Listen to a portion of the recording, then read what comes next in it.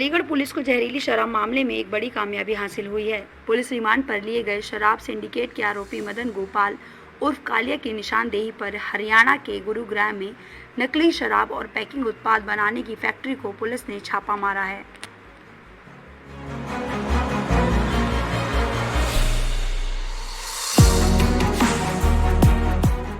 दो मंजिला इस फैक्ट्री को मदन गोपाल खुद ही संचालित करता था और यहां तैयार शराब सिंडिकेट के लिए वो नकली शराब और नकली शराब पैकिंग का सामान बनाता था, जिसके बाद उन्हें अलीगढ़ लाकर ऋषि, अनिल, विपिन और शिव कुमार के सिंडिकेट को बेचता था।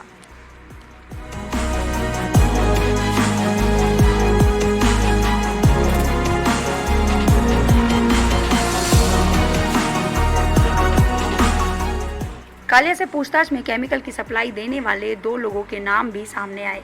वो उसे हरियाणा में ही सप्लाई देते थे। उसमें से कुछ माल वो अपनी फैक्ट्री के लिए इस्तेमाल करता था, जबकि कुछ माल वो अनिल और ऋषि के सिंडिकेट को बेचता था।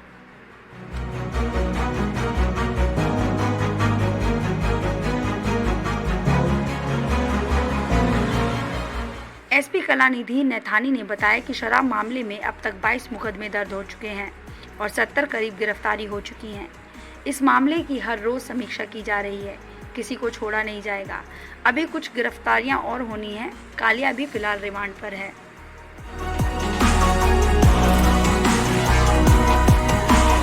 शराब प्रकरण में जनपद अलीगढ़ पुलिस को एक बड़ी सफलता मिली है, जिसमें जो इनामी अपराधी मदन गोपाल उर्फ मदन कालिया, जिसको कुछ ही दिन पहले गिरफ्तार किया गया था, उसको 3 दिवस की रिमांड पर लिया गया था। उसकी निशानदेही पर आज हरियाणा में पालम विहार स्थित, जो गुड़गांव में पड़ता है, न्यू पालम विहार कॉलोनी में उसकी निशानदेही पर एक 2 मंजिला फैक्ट्री पुलिस द्वारा बरामद की गई है। यह बता दें कि मदन कालिया के पूर्व में जो गिरफ्तार इसके जो माफिया लोग थे, विशेष तौर से जो इनामिया अपराधी थे, अनिल चौधरी, ऋषि एवं मुनीष शर्मा, विपिन यादव एवं शिव कुमार, इन सब से इसके संबंध थे। इनके ये संपर्क में लगातार रहा है और जो विवेचना से अब तक प्रकाश में आया है कि जो जहरीली शराब बनाने का या अवैध शराब बनाने का या उपमिश्रित शराब बनाने का जो मटेरियल होता है और उसकी पैकेजिंग मटेरियल है, उसको ये वहाँ से इसी फैक्ट्री से इसको बना करके इसको बेचा करता था। जो अगर बरामदगी की हम बात करें तो उपरोक्त फैक्ट्री में हमको बॉटल बनाने वाली मशीन्स मिली हैं, जिसमें उसको ब्लो करके जो मटेरियल होता है उसको हवा से जो ब्लो किया जाता है एक मशीन द्वारा और फिर बॉटल्स बनाई जाती हैं। तो ये जो ब्लोइंग मशीन्स हैं, ये 2 मशीन हम लोगों के द्वारा बरामद की गई हैं। इसके अलावा कंप्रेसर टैंक और कंप्रेसर मशीन भी पुलिस द्वारा बरामद की गई है और इसके साथ ही जो बॉटल को सील करने वाली मशीन होती हैं, ऐसी 2 मशीन हमारे द्वारा बरामद की गई है। इसके अलावा जो प्री फोम मटेरियल होता है, जिससे फिर आगे बॉटल बनाई जाती है, 9100 470 गुड इवनिंग ब्रांड के लेबल और 490 मिस इंडिया ब्रांड के लेबल।